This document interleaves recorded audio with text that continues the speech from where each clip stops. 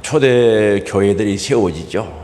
골로새 교회, 데살로니가 교회, 여러 교회가 세워지는데 세워진 교회들이 이제 성숙되어지고 또 부흥되어지고 또 세상을 이기고 죄를 이기고 악한 것들을 이기는 교회가 되어져가는 모습을 봅니다. 그런데 그런 교회가 되기 위해서는 꼭 필요한 것이 있는데 빼놓을 수 없는 것이 바로 기도였던 것을 알 수가 있습니다. 오늘 본문 말씀도 보면은 사도 바울이 골로새 교회를 위해서 기도하는 내용이 기록되어 있는데 사도 바울은 골로새 교회를 위해서 기도할 때마다 역시 감사함이 넘친다는 거죠. 감사함을 여기 밝히고 있는 겁니다. 그래서 오늘 3절에 보면은 말씀합니다. 우리가 너희를 위하여 기도할 때마다 하나님 곧 우리 주 예수 그리스도의 아버지께 감사하노라. 그죠? 기도할 때마다 감사가 나오는 거죠. 감사가 이건 억지로 한다고 되는 게 아니죠. 감사가 나오는 교회였던 거죠. 그리고 기도를 그치지 않기를 구한다라고 말씀하는데 9절에 보면 이로써 우리도 듣던 날부터 너희를 위하여 기도하기를 그치지 아니하고, 기도를 하는데 그치지 아니하고 구하노니 계속 기도한다는 거죠. 여러분, 기도가 그쳐지지 아니하는 기도, 계속되어지는 기도, 그런 기도가 있잖아요. 그래서 사도 바울이 골로새 교회를 기도하면 그 기도를 그칠 수가 없는 거예요. 계속 진행되어진다는 거죠. 그럼 도대체 골로새 교회는 어떤 교회였는가? 무엇을 들었는가? 이로써 우리도 듣던 날부터 너희를 위하여, 듣던 날부터 뭘 들었다는 거죠. 바울은 어떤 소식을 들었는가? 무엇을 들었기에 그렇게 감사하고 기도를 하는데 그치지 않는 기도가 계속되는 그런 얘기를 들었는가? 사도 바울은 4절에 말씀합니다. 이는 그리스도 예수 안에서 너희의 믿음과 모든 성도에 대한 사랑을 들었다라고 이야기합니다. 뭘 들었다고요? 믿음과 사랑을 들었다는 거죠. 그리스도 예수 안에 너희의 믿음, 진실한 믿음이 골로새 교회에 있었다는 거죠. 사도 바울은 골로새 교인들이 가지고 있었던 믿음과 사랑과 소망, 소망은 5절에 나오죠. 소망에 대하여 언급할 때마다 밋밋하게 이야기하자는 거죠. 확실하게, 분명하게 이야기를 하는데 그리스도 예수 안에 있는 너희의 믿음이라고 이야기하는 거죠. 그리고 모든 성도에 대한 사랑, 5절에서는 하늘에 쌓아둔 소망이라고 분명히 밝히고 있습니다. 그래서 골로새 교회가 가졌던 구체적인 믿음과 사랑과 소망의 내용을 밝힘으로 그거 생각할 때마다 감사하는 거죠. 기도할 때 그거 놓칠 수 있겠습니까? 그래서 먼저 믿음에 대해서 말하면서 사용된 표현이 그리스도 예수 안이라고 말씀하고 있습니다. 한 개인이 예수 그리스도의 능력 안에서 이미 머물러 살고 있는 상태를 가리키는 거죠. 바로 예수 안에서 살고 있었다는 거죠. 이것은 신앙의 대상을 가리키는 것이 아니라 신앙을 가진 자의 삶의 무게 중심이 어디 있었는가를 밝히는 거죠. 다시 말하면 그리스도 예수 안에 있는 믿음은 단순하게 예수를 아는 거죠. 지식적인 그런 믿음, 신앙 고백이라는 신조적인 그런 교리를 외우는 정도의 믿음이 아니란 거죠. 예수 그리스도 안에 있는 믿음은 어떤 믿음인가? 예수 그리스도를 내 인생의 주인으로 모신 사람, 그분의 인도하심을 따라가는 사람, 예수 안에서 움직이는 사람, 그리고 발전하고 진보하고 성숙하고 성장하는 살아있는 믿음을 가졌다는 거죠. 다시 말하면 예수의 생명을 가지고 예수 안에 살았던 신앙생활을 여기서 소개하고 있는 거죠. 그걸 생각하니까 감사하잖아요. 우리 성도들이 그런 믿음을 가지고 산다고 하면 얼마나 감사하겠어요. 예수 안에 살아가는 믿음, 생명을 가진 믿음, 말씀을 가진 믿음, 그런 믿음을 가졌다는 거죠. 그리고 모든 성도에 대한 사랑을 가진 교회였다고 말합니다. 바울이 두 번째 감사하는 내용이 바로 성도들이 가지고 있었던 사랑 때문에 감사하는 겁니다. 이 사랑은 너희들이 가지고 있는 사랑이라고 말합니다. 다시 말씀드리면 모든 성도들을 향하여 너희들이 가지고 있는 사랑이라는 뜻이죠. 그들은 사랑을 하는데 모든 성도를 향해서 사랑을 한 겁니다. 좋아하는 사람만 사랑한 게 아니고 누구나, 어린아이나 연세 많은 분들이나 연약한 사람이나 강한 사람이나 모든 사람들을 사랑했다는 거죠. 얼마나 귀한 사랑입니까? 그리고 여기서 사랑이라는 단어는 아가페 사랑이죠. 원래 이 아가페 사랑은 하나님께서 우리들에게 무조건 값없이 주시는 사랑이죠. 무슨 조건을 달고 사랑하는 것이 아니라 무조건 값없이 주는 사랑이죠. 이런 사랑을 모든 성도들에게 했다는 거죠. 타인을 향해서 사랑을 쏟아부을 수 있는 것은 희생 없이는 절대 불가능하죠. 성짐이 없이는 안 된다는 거죠. 희생하면서 성기면서 쉽게 말해서 손해봐가면서 인간적으로 손해봐가면서 그런 사랑을 실천했다는 거죠. 그리고 왜 하나님에 대한 사랑이 없을까? 아니에요. 하나님에 대한 사랑, 하나님으로부터 받은 사랑, 하나님을 향한 사랑이 없으면 이런 사랑을 할 수가 없는 거죠. 그래서 요한 1서에 보면요, 보이는 형제를 사랑하지 못하는 사람들은, 사랑할 수 없는 사람은 보이지 않는 하나님을 사랑할 수 없다는 거죠. 이들이 이런 사랑을 할 수 있는 것은 하나님에 대한 사랑은 말할 것도 없는 거예요. 하나님을 지극히 사랑하고 모든 성도를 사랑했다는 거죠. 그 생각을 하면은 감사하죠. 감사할 수밖에 없는 거예요. 오늘 우리들에게도 이런 사랑이 있었으면 좋겠어요. 내가 좋아하는 사람만 사랑하는 게 아니라 진짜 누구든지 다 사랑할 수 있어야 되는 것을 우리는 알 수가 있습니다. 그리고 5절에 보면 너희를 위하여 하늘에 쌓아둔 소망으로 말미암음이라 말합니다. 그래서 하늘에 소망을 쌓아두는 것은 이제 다른 사람을 위해서 쌓는 게 아니에요. 나를 위해서 쌓는 거예요. 은행에 저금하는, 저축하는 사람이 자기를 위해서 해요? 남을 위해서 하는 거예요? 자기를 위해서 하는 거죠. 그래서 여기에 그 5절도 자세히 들여다보면 진짜 깊이 있는 말씀이고, 그러나 너무나 당연한 말씀이거든요. 사도 바울은 골로새 교회 교인들이 품고 있는 소망 때문에 감사하는데, 바로 이 육신의 때를, 영원한 영혼의 때를 준비하기 위해서 소망을 하늘에 쌓아둔다는 거죠. 우리는요, 이 세상에 살아가면서 필요한 것들이 많습니다. 그러나 생명이 딱 끝나는 순간에 내 것이 아니라는 사실을 알아야 돼요. 은행에요, 돈이 수십억, 수백억, 수천억이 있어도 내 생명이 딱 끝나는 순간에 그건 내 것이 아니에요. 사용할 수 있어요, 없어요? 없지요. 그래서 오늘 우리는 이 세상에 살아가는 육신의 때 주신 것은 영원한 영혼의 때를 준비하라고 주신 거죠. 그래서 주를 위해서, 복음을 위해서, 하나님 나라를 위해서 사용한 것만큼 하늘에 저축되어 있는 줄 믿을 수 있기 바랍니다. 그래서 골로새 교회 성도들은 정말 하늘의 소망을 가지고 그게 쌓아둔 보물이 있다는 거죠. 그래서 우리 예수님께서 너희 보물을 땅에 쌓아두라 그랬어요? 하늘에 쌓아두라 그랬어요? 하늘에 쌓아두라 그랬어요. 그건 좀도 도둑도 통로도 없다는 거죠. 완전하고 확실하다는 거죠. 여기에 쌓아둔 이 뜻은요, 간직해두다, 저축하다, 미래에 사용하기 위하여 비축하다는 뜻을 가지고 있다. 이들이 소망이 없으면 그게 비축하겠어요? 하나님 나라에. 내 영혼의 뜻을 위해서 저금하고 저축할 수 있는 사람은, 소망이 없는 사람은 불가능한 거죠. 그래서 이 골로새 교회 교인들은 이 소망 가지고 살았다는 거죠. 그래서 그거 생각하니까 감사하잖아요. 그래서 하루하루 살아가면서 미래를 위해서, 내 영혼의 때를 위해서 정말 지혜롭게 살면서 말씀 안에서 하늘의 보화를 쌓아둔 교회가 바로 골로새 교회였던 것을 알 수가 있습니다. 사도 바울은 이런 골로새 성도들을 생각하면서 기도할 때마다 그저 감사함이 넘치는 거죠. 기도가 계속되고요, 끊어지지 않는 기도를 드릴 수밖에 없었던 사실을 여기서 말씀하고 있는 겁니다. 그리고 골로새 교회는 어떤 교회였는가? 진리의 말씀을 듣고 은혜의 말씀을 듣고 열매가 맺히고 자라는 교회였던 것을 알 수가 있습니다. 오늘 6절에 보면요, 이 복음이 이미 너희에게 이름에, 복음이 너희에게 전달되어졌다는 거죠. 너희가 듣고, 복음은 전달되면 듣는 거죠. 지금도 복음이 전달되죠. 여러분 듣고 계시죠? 참으로 하나님의 은혜를 깨닫는 날부터 너희 중에서와 같이 또한 온 천하에서도 열매를 맺어 자라는도다 라고 말씀하고 있습니다.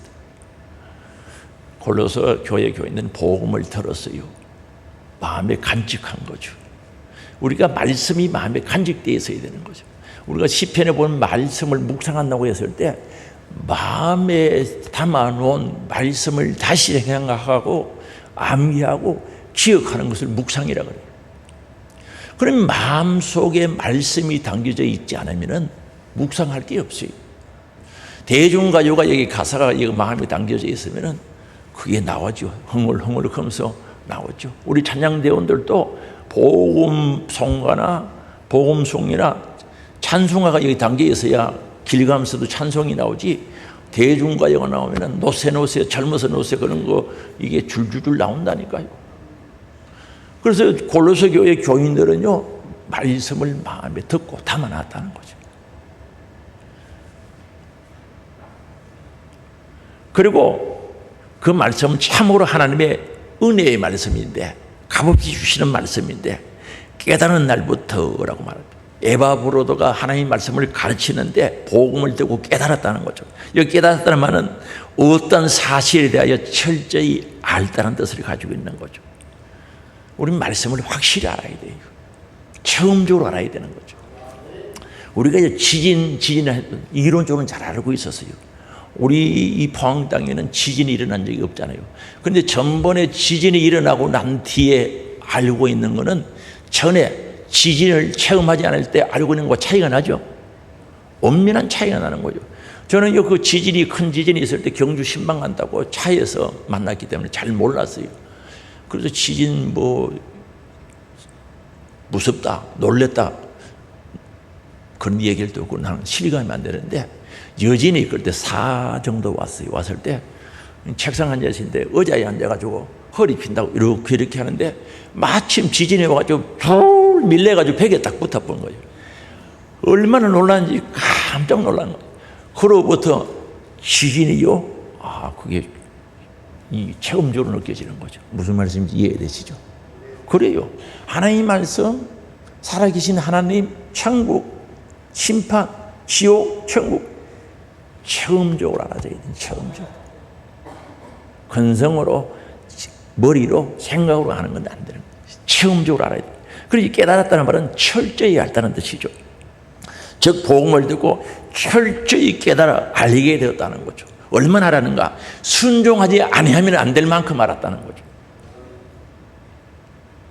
오늘 우리는 하나님 말씀을 알 때 순종하지 아니하면 불순종하면 안 될 만큼 알아야 된다는 거예요. 그래서 그 깨달은 날부터 너희 중에서와 같이 또한 온 천하에서도 열매를 맺었다는 거죠. 그리고 자랐다는 거죠. 그래서 신앙은 자라야, 열매 맺고 자라야 된다는 거죠. 이 자랐다는 말은 증거하다, 성장하다는 뜻을 가지고 있죠. 아주 중요하죠. 오늘 우리는요, 대체로요, 우리 하늘소망교회도 마찬가지인 줄로 제가 생각할 수밖에 없는 것은 자라는 데는 별 관심이 없는 것 같아요. 물론 관심 있는 분들도 계시는데 신앙은 자라야죠. 다른 것은 자라기를 원하는 거죠. 화초를 하나 사와도 자라기를 원하고 여러분 자녀들도 자라기를 원하죠. 지식도 자라고 키도 자라고 신앙도 자라기를 원하고 모든 것을 자라기를 원하는데 만원짜리 화분 하나 사와도 화초를 사와도 자라기를 원하죠. 그런데 진정 본일은 신앙 자라는데 관심이 없어. 우리가 거듭났다는 것은 영적으로 다시 태어났다는 뜻이거든요. 예수 믿고 거듭나야 돼요. 중생이 된다는 다시 태어났다는 뜻인데 내 영이 다시 살았다는데 거기서 끝이면 안 된다는 거죠. 신앙은 자라야죠. 어떻게? 내가 신방 가면요, 키 재는 걸 나는 잴 수가 없어요. 많은 것들 벽에 잘 붙여놓죠. 내가 한번 붙어서 보면 나는 잴 수 없는데 그 왜 붙여놨어요? 자기 자녀들이 잘하는 거 얼마나 잘하는 거 보려고 벽에다가 키 재는 거 붙여놓잖아요. 그게는 관심 있는데 진짜 중요한 것은 내가 신앙이 자라는지 아닌지 전혀 관심 없이 산다면 이게 잘못된 거죠. 한번 물어봐야 되겠어요. 여러분 신앙 생활하면서 거듭나고 영적으로 다시 태어났으면 자라야 돼요, 안 자라야 돼요? 자라고 있습니까? 밑으로 자랍니까? 중요하다는 거죠. 다시 말하면 그리스도인들은 예수 그리스도를 점점 닮아가야 된다는 거죠. 그 과정을 이야기하는 거죠. 성화, 거룩한 변화가 이루어져야 되는데 이건요, 하나님의 은혜 안에서 내가 해야 되는 거예요. 그 신학교에서 공부할 때는 성화는 신인 협동이라고 이야기합니다. 하나님의 역사 속에 내가 해야 된다는 거예요. 같이 해야 된다는 거죠. 내가 할 때 성령이 도와주셔야 예수님 닮아가는 줄 아시기 바랍니다. 신앙이 자라는 줄 믿을 수 있기 바랍니다. 그런데 안 해. 믿음이 얼마나 중요한지 그것까지 하나님께 맡기면 안 되는 거죠. 잘못된 믿음이지. 잘못된 믿음은 잘하는 것까지도 맡기면 안 되는 거예요. 내가 해야 된다니까요. 그래서 디도로부터 하나님 복음을 듣고 말씀을 배워서 이제 깨닫고 신앙이 자랐다는 거죠. 우리도 자라기를 원합니다. 그죠? 1년에 1cm씩만 자라도 10년 같으면 10cm 자라는데 자라야 되는 거예요. 신앙은 자라야 된다니까요. 그리고 열매를 맺었다 하는 거죠. 이 열매 맺었다는 것은 합성어예요. 두 단어가 합쳐진다 하는데 과일 플러스 더하기 맺다는 뜻이죠. 과일이 맺다는 뜻입니다. 열매를 맺다는 뜻이죠. 그래서 선한 열매들이 끊임없이 맺어져야 되는 거죠. 한번 보세요. 교인이 10명 같으면, 성도가 10명 같으면, 그죠? 열매가 맺히면 하나씩 맺혀도 10개가 돼야 되는 거예요. 교인이 100명 같으면 100개, 1000명 같으면 1000개가 맺혀야 되는데, 열매 맺는 사람이 없으면 10,000명이라도 열매가 없는 거예요. 1년에 하나씩 맺힌다 그래도 10년이면 10개예요. 그런데 오늘 우리는 정말 신앙생활 하면서 선한 열매를 맺고 사는가, 얼마나 맺었는가, 그 맺는 일에 관심 있는가, 무화과에 열매가 없을 때 주인이 독이 가지고 찍어버린다 그랬어요. 복음은, 하나님의 말씀은 그 자체가 능력이 있거든요. 생명력이 있고 능력이 있단 말입니다. 그래서 반드시 복음이 바로만 심어지면은 자라고 열매 맺게 되어 있다는 것을 잊어버리면 안 됩니다. 아주 건강한 씨앗을 뿌리는데 사기 안 나? 안 자라? 자라게 되어 있다니까요. 복음 자체는요, 생명이고 능력이 있단 말입니다. 그래서 분명히 반드시 확실하게 열매가 맺어야 되는데, 나에게 성령의 열매, 전도의 열매, 기도의 열매, 충성의 열매, 희생의 열매, 이런 것들이 있느냐는 거죠. 그래서 사도 바울은 에바브라로부터 소식을 들었는데 바로 골로새 교회가 이런 열매 맺고 신앙이 자란다는 소식을 듣고 그저 감사함이 넘치고 기도하니까 기도가 그칠 수가 없는 거예요. 오늘 우리 교회가 이렇게 됐으면 좋겠습니다. 우리가 이렇게 되기를 원합니다. 그저 기도를 시작하니까 그쳐지지 않는 거예요. 생각하니까 너무 감사했어. 신앙이요, 자란다는 것, 열매 맺는다는 것은 엄청난 사건이죠. 그래서 우리 교회도 한 사람 앞에, 그죠? 1년에 열매 하나씩만 맺히면은, 어이구, 많죠? 이런 은혜의 역사가 일어나기를 주의 이름으로 축복합니다. 그래서 사도 바울은 이제 이 소식을 듣고 그냥 있을 수가 없는 거죠. 기도하는 거죠. 그럼 기도의 내용이 뭐냐는 거죠. 빌립보 교회처럼 골로새 교회도 사도 바울이 기도하는데 돈 많이 벌고 건강하고 잘 먹고 잘 살아는 그 기도를 안에서 보니까 성경은 먼저 그 나라와 그 일을 구하면 다른 것은 더해 주거든요. 우리 영혼이 잘 되면 범사가 잘 되고 강건해지거든요. 그 기도의 순수가 있는데 바로 신령한 기도를 하는 거죠. 영적인 기도를 했는데 바로 9절에 보면 말씀합니다. 9절 하반절이죠. 너희로 하여금 모든 신령한 지혜와 총명에 하나님의 뜻을 아는 것으로 채워지게 하시고 라고 말합니다. 여기 신령하다는 것은 하나님의 영이 충만하다, 성령의 역사죠. 하나님의 영의 지배를 받는다는 뜻입니다. 신령한 지식은 하나님의 영인 성령 하나님께서 주시게 되어 있습니다. 그래서 바로 이 신령한 성령의 역사에 의해서 지혜와 총명이 충만하기를 기도하고 있는 거죠. 여기 지혜는요, 하나님의 뜻을 알 수 있는 것, 그 지혜예요. 다시 말하면 하나님께서 주신 뜻 안에서 가치 있는 것을, 가치를 아는 것을 가리켜서 지혜라고 해요. 오늘 우리는요, 하나님 주신 지혜가 없으면 영적인 가치를 몰라요. 가치를 아는 것을 지혜, 하나님의 뜻을 아는 것을 지혜라고 해요. 이게 있어야 되겠죠. 오늘 우리요, 하나님의 가치, 하나님 주신 은혜의 가치를 모르면요, 오늘도 주일인데 예배드릴 가치를 못 느끼는 거예요. 그래서 다른 데 가는 거예요. 천국의 가치를 모르는 사람은 천국의 가치 생각이 별로 없어요. 여러분, 천국 가치 알아요? 돈 100억이 커요? 천국 가치가 커요? 아, 진짜 맞아요. 100억 준다 그러면 서글럼서글 집에 가는 거 아닙니까? 가치를 알아요. 그래서 생명보다 천국의 가치가 크기 때문에 순교자가 생기는 거예요. 그게 지혜를 가진 자의 삶인 줄 아시기 바랍니다. 그 지혜와 총명은 이해력, 사물에 대한 판단력과 통찰력을 가리키는 거죠. 이 지혜 속에 있는 것들이죠. 총명, 분별력이죠. 하나님 기뻐하는 것과 싫어하는 것들, 유익한 것과 유익하지 않는 것들, 내 영혼에 대해서 덕이 되는 게 무엇인지 분별할 수 있는 능력이죠. 그래서 사도 바울은 첫 번째 기도의 내용이 뭡니까? 성령의 역사 속에 신령한 지혜와 총명으로 채워지기를 원하는 거죠. 애절하게 기도하는 거죠. 세상의 지혜와 하나님께 주신 지혜가 있는데요, 이 지혜는 구분되어져 있다는 거죠. 지혜는 두 종류가 있죠. 하나는 세상에 주는, 마귀가 주는 지혜가 있고, 하나는 하나님 주신, 성령이 주신 지혜가 있단 말입니다.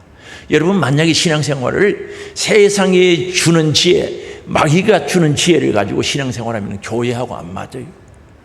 절대 맞을 수가 없어요. 그건 절대 반대되는 겁니다. 열심히 충성하고 새벽 기도하고 힘들게 정말 고난 가운데도 충성하고 살아가는 사람들을 보면, 세상 지혜를 가지고 보면 바보예요. 어리석은 사람이. 안 맞아요. 그러나 하나님께서 주신 지혜가 있는 사람은 그렇게 믿음 안에서 살아가는 걸 보면은 나도 하고 싶어지고 너무 감사하고 위에서 기도해 주고 싶은 생각이 드는 겁니다. 그래서 다시 말씀드리면은, 여러분, 세상 지혜 가지고 신앙생활하면은 행복할 수가 없고 감사함이 있을 수가 없는 거죠.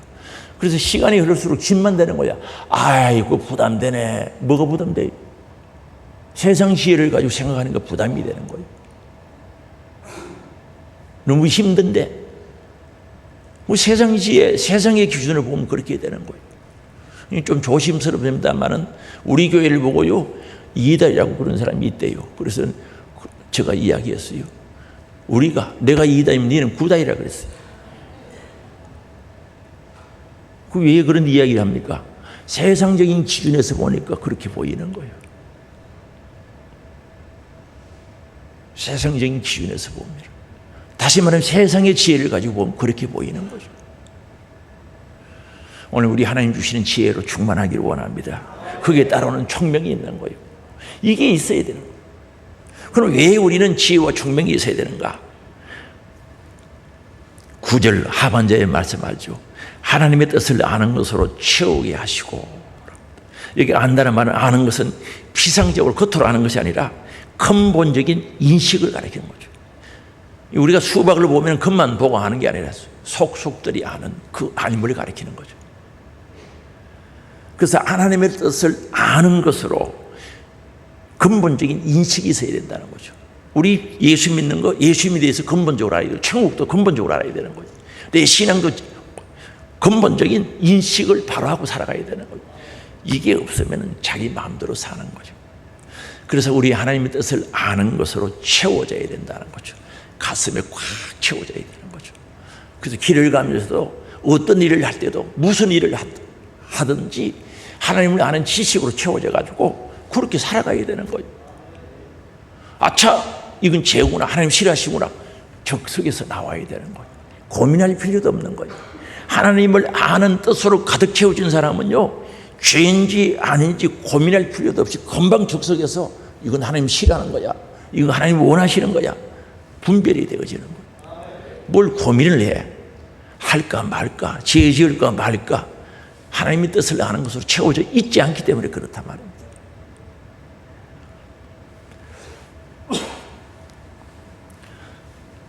그래서 우리는 지혜와 총명으로 하나님 뜻을 알아야 돼요. 그 뜻 아는 지식에서만 그 지나게 가슴에 채워져 있어요. 그래서 그게 생활 속에, 삶 속에 나타나야 되는 거죠. 그래서 이 사도 바울이 첫 번째 기도하는 건 지혜와 총명을 구하는 기도를 드렸고요. 두 번째 기도는요, 주님께 합당하게 행하기를 구하는 모습을 보죠. 10절에 보면 이렇게 말합니다. 주께 합당하게 행하여 범사에 기쁘시게 하고 모든 선한 일에 열매를 맺게 하시며 하나님을 아는 것에 자라게 하시고 라고 말합니다. 여기에 합당하다는 말은 적합하다, 알맞게. 우리가 옷을요 똑같은 돈을 주고 사도 몸에 잘 맞으면 기분이 좋아요. 잘 맞으면 보면 괜찮잖아요. 마찬가지로 여기에 합당하다, 적합하다는 그런 뜻을 가지고 있는 거죠. 그럼 우리는 신앙생활을 하나님 보시기에 합당하게 해야지 내 생각에 합당하게 하면 안 된단 말입니다. 요거 뜯어 고쳐야 되는 거예요. 신앙생활은 어떻게 내 생각대로 하느냐는 거죠. 내 생각에 합당하게 하면 안 된단 말입니다. 누구 생각에 합당해야 된다고요? 누구 보시기에 합당해야 됩니까? 하나님 보시기에 합당한 일을 해야 된다는 거죠. 그래서 사도 바울은 골로새 교회가 그런 교회가 되고 그런 교인들이 성도들이 되도록 기도를 하는 거예요. 그래서 하나님께 합당히 행하는 것이 그리스도인으로서 마땅히 살아가야 할 삶의 기준인 줄 믿을 수 있게 바랍니다.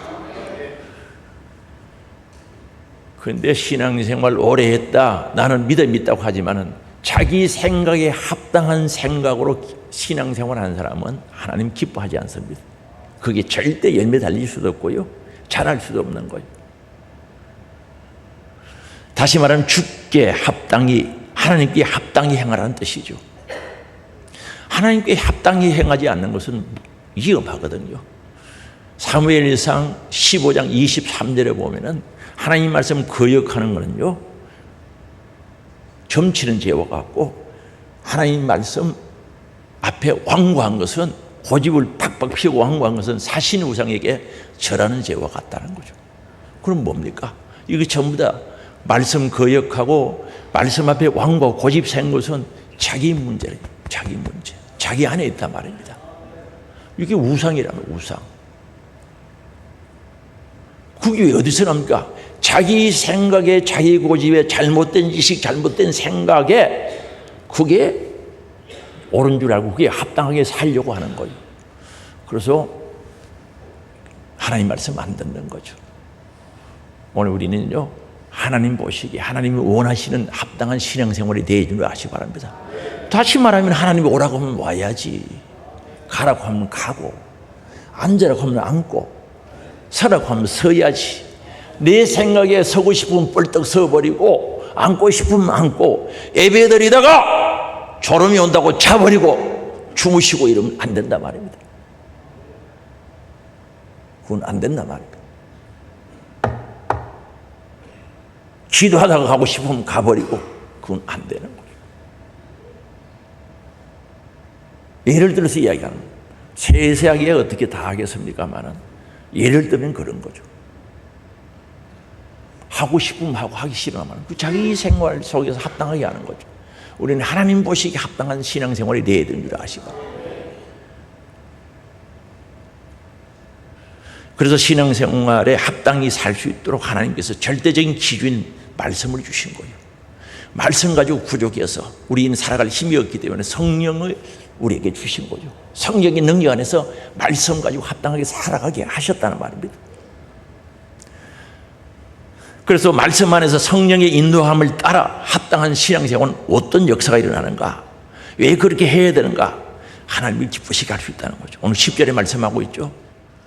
주께 합당하게 행하여 범사에 기쁘시게 하는 모든 일에 하나님을 기쁘시게 할 수 있단 말입니다.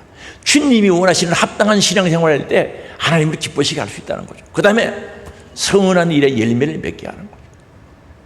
선한 일에 열매 맺게 한다는 거죠. 그래서 열매 맺어야죠. 요한복음 15장 8절에 보면 많은 열매를 맺으면 하나님 영광 받으신다 그랬어요. 오늘 우리는 포도나무 가지가 포도나무에 붙어 있으면 열매 맺게 돼 있다는 거죠.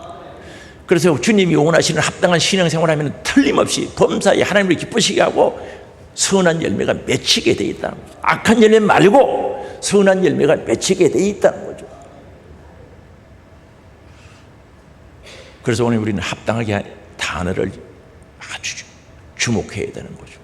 하나님 합당하게, 하나님께서 합당하시게 해야 된다는 거죠. 예배도 하나님께 드려지는데 합당하게 해야죠. 하나님 들으시게, 보시게. 그리고 열매 맺을 때 하나님 영광 받으시고, 우리도 열매 맺는 신앙의 삶이 되어야 되는 건 틀림없고요. 그리고 신앙이 자란다는 거죠. 열매 맺게 하시며 하나님을 기쁘시게 하실 뿐 아니라 신앙이 자라게 되어진다는 거죠. 하나님을 아는 것에 자라게 된다는 거죠. 하나님을 아는 것에 자라는 거죠. 그렇습니다. 우리 신앙이 자란다는 뜻이 뭡니까? 하나님을 아는 것이 자라야죠. 천국을 아는 것이 자라고, 내 영혼의 때를 아는 것이 자라고, 죄가 뭔지 알아서 그게 자라가지고 죄를 안 짓고 하는 게 그게 신앙이 자라는 것 아니겠습니까? 신앙 자라는 건 뭐 자가지고 죄입니까? 제가 문 앞에서 자를 가지고 죄 볼 수 있습니까? 아이고, 그건 아니잖아요. 그래서 하나님을 아는 것에 자라야 되는 거예요. 영적인 일에 아는 것에 자라나야 되는 거죠. 어떻게 교회 오는 날부터 지금까지 안 자라고 똑같아? 어떤 사람은 거꾸로 자라가지고 고드름처럼 거꾸로 자라가지고 그건 보통 문제가 없는 거예요. 그렇죠? 자라야 된다는 거죠. 그럼 자라려고 하면 어떻게 해야 되는가? 거꾸로 이야기하면 하나님 보시기에 하나님이 원하시는 대로 하나님께 합당한 신앙생활이 돼야 된다는 거죠. 주일날 와서 예배드리라 그러면 말없이 와서 드려야지. 이론을 없애야죠. 자기 생각을 버려야 되는 거예요. 기도하라고 하면 해야지. 쉬지 말고 기도하라고 하면 해야죠. 오늘 우리 신앙 자라가기를 원합니다. 자라는 데 관심 가져야 돼요. 앞에서도 말씀드린 이미 골로새 교회는 그것 때문에 칭찬을 드렸는데 그래도 더 잘하고 더 신앙의 열매를 맺었기 때문에 기도를 또 하는 거예요. 이미 앞에서 말씀드린 그들의 교회에 이런 것들이 있었어요. 이런 모습들이 있었지만 그러나 더 열매 맺고 더 자라기 위해서 해야 된다는 거죠. 과일나무를 심으면 반드시 과일이 달려야죠. 열매가 맺어야죠. 그거 안 맺으면 어떻겠어요? 도끼를 나무를 찍어버릴 수밖에 없지 않습니까? 오늘 우리 내 신앙이 자라는데 관심 가지기를 원합니다. 우리 찬양대원들도 내 신앙 자라고 열매 맺는데 선한 일에 열매 맺는데 관심 가져야죠. 확실히 가져야죠. 어디 찬양대원만 그렇습니까? 우리 다 마찬가지지. 저도 마찬가지고. 그래서 사도 바울은 이것들이 있어서 너무 감사한데 더 풍성하도록 더 열매 맺도록 더 자랄 수 있도록 기도하는 모습을 보죠. 그 다음에 세 번째 기도는 무슨 기도인가? 하나님의 영광의 힘을 쫓아 강하게 되길 원합니다. 하나님께서 주시는 영광의 힘으로 능력으로 강한 힘 있는 성도가 되기를 원하는 기도를 드리는 거죠. 우리가 하나님께서 주시는 능력으로 강한 믿음을 소유할 수 있는 거죠. 믿음은요, 밥 먹는 힘은 조금만 필요하죠. 진짜 믿음은 삼삼 녹용 보약 먹어도 힘 나오는 게 아니죠. 새벽마다 일어나서 운동한다고 하는 힘이 아니고 하나님께서 주시는 능력, 힘이 있어야 되는 줄 믿을 수 있기 바랍니다. 그래야 어려움과 환난과 고난과 역경과도 낙담하지 않고 낙심하지 않고 인내하면서 신앙의 승리자가 되는 줄 믿을 수 있기 바랍니다. 그래서 11절에 말씀하는 거죠. 같이 읽어봅니다. 그의 영광의 힘을 따라 모든 능력으로 능하게 하시며 기쁨으로 모든 견딤과 오래 참음에 이르게 하시고. 여기에 영광의 힘이라고 해요. 힘이라 말은 권능, 권세, 능력을 가리키는 거죠. 세력을 가리키는데 하나님께는 영광스러운 힘이 있다는 거죠. 그걸 우리에게 주시기를 원하시는데 그 힘을 따라 모든 능력으로 능하게 능력 있게 하신다는 거죠. 하나님께서 가지고 있는 영광스러운 능력을 우리에게 주시기를 원하는 거죠. 여기에 능하게 하신다는 그 뜻은요, 고난을 부여한다, 강하게 한다. 연약한 가운데 있는 어떤 것을 강하게 만든다는 뜻이 있는데 보세요. 우리 예수님께서 내 이름으로 병든 자를 고치고 내 이름으로 귀신을 쫓아라 그랬죠. 그 능력을 우리에게 부여해 주신다는 거죠. 이임시켜 준다는 거죠. 그래서 우리 그걸 가져야 되는 거죠. 이 영적인 신앙생활은요, 영의 힘이 없으면 못하는 거예요. 마귀가요 총을 쏜다 죽인다 하면 겁을 내겠어요? 마귀는 두려워하지 않습니다. 영적인 힘이 있어야 돼요. 하나님께서 영광스러운 힘이 있는데 너희들에게 주겠다. 그거 가지고 사용해라. 내 이름으로 가지고 사용하라는 거죠. 그래서 우리는 하나님으로부터 능력 받아야 되는 거죠. 주여 능력 주옵소서. 우리 내 안에 계신 주님을 인정하고 그분을 높이고 그분을 찬양하고 그분이 일하게 만드시면 능력이 나타나게 되어 있다는 거죠. 그때 나타나는 능력을 성령의 은사라 그래요. 그때 나타나는 성품을 성령의 9가지 열매, 성령 열매라고 그러거든요. 성품으로 나타날 때 성령의 능력, 하나님의 능력이란 말입니다. 그럼 왜 이걸 주는가? 우리 신앙생활 하다 보면 견디고 오래오래 참아야 할 때가 많아요. 그렇죠? 부부간에도 살다 보면 참고 견뎌야 될 때가 많죠? 어떤 때는 1분만 참으면 승리할 때가 있어. 그렇죠? 30초만 참아도 이길 때가 있는데 그 30초를 못 참아가지고 죄 지을 때 있단 말입니다.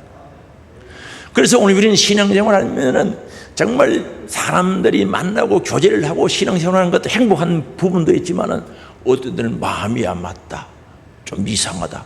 그러나 견뎌야 되는 거예요. 사랑은 오래 참고 사랑하면 견뎌야 되거든요.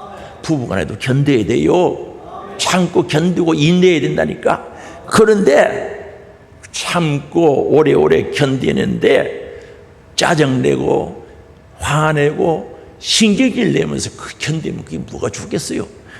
예를 들어서 주방에서 일을 하는데 뭐가 잘 안 돼요. 속에 막 그런 게 올라와요. 그게 여러분 분노라는 것이 올라올 때 전하고 올라오는 게 절대 아닙니다. 그렇죠? 속에서 화가 올라올 때는 신경질이 올라올 때는 전하고 옵니까? 지 마음대로 올라옵니까? 그러니까 인내해야 된다니까요. 그런데 인내를 하는데 그거다가 막 신경질 내고 열 내고 그래서 인내하면 뭐합니까? 이미 졌는데. 성내는 것은 하나님의 의를 이루지 못한다고 그랬거든요. 그래서 오늘 말씀 속에 보면 기쁨으로 뭐로? 성령의 능력, 하나님 주시는 능력이 있으면 그 기쁨으로 참을 수 있는 거죠. 주여 감사합니다. 하늘의 상이 클 줄 믿습니다. 꼭 참는데 기쁨으로 감사함으로 참아야 되는 거예요. 그래서 오늘 우리에게 능력이 필요한 줄 아시기 바랍니다. 능력 중에 가장 큰 능력은 마귀 때려잡는 능력이 아니고 나를 이기는 능력이란 말입니다. 나를 이길 수 있는 능력이 있어야 되는 거예요. 자신을 이길 수 있는 능력이 있어야 되는 거예요.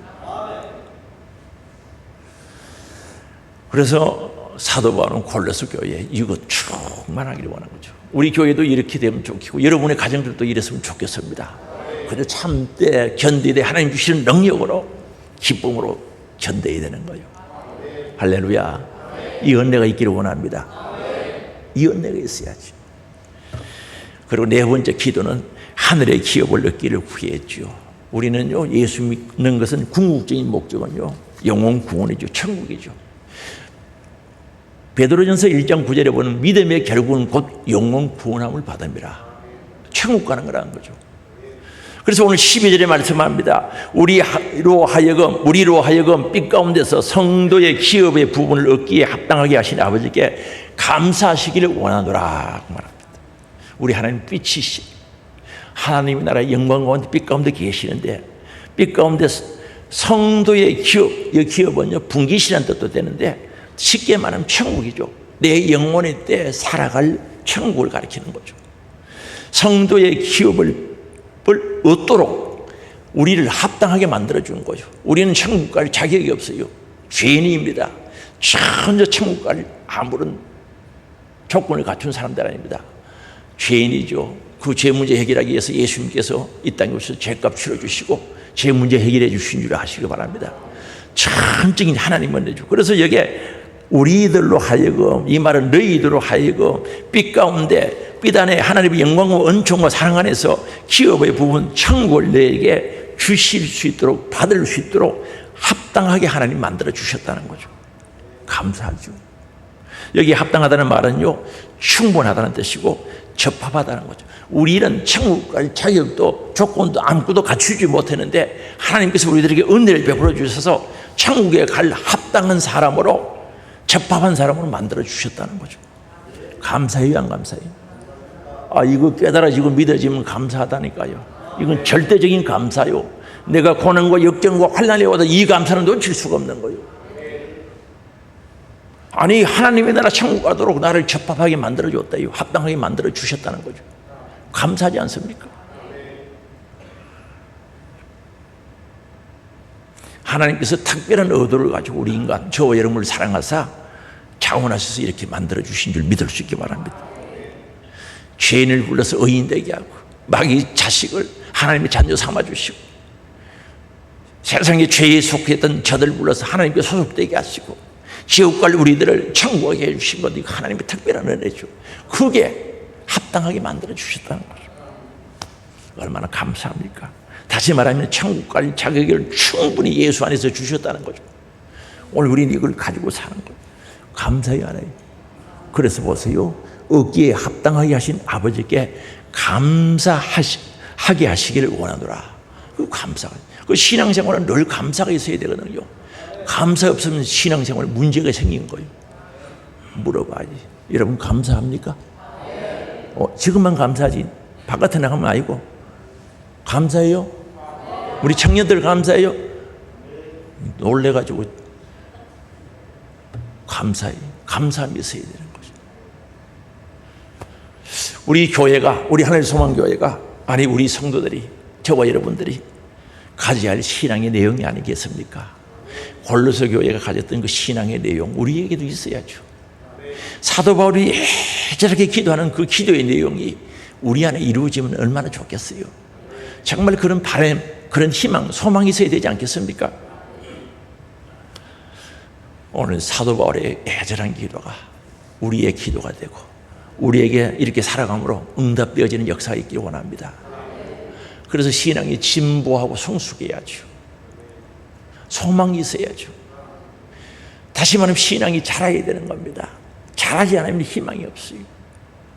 그리고 그에 대한 분명한 열매가 있어야 된다는 거죠. 그래서 지금부터라도 열매를 하나씩 둘씩 맺혀간다면 우리 교회도 상당히 많겠죠.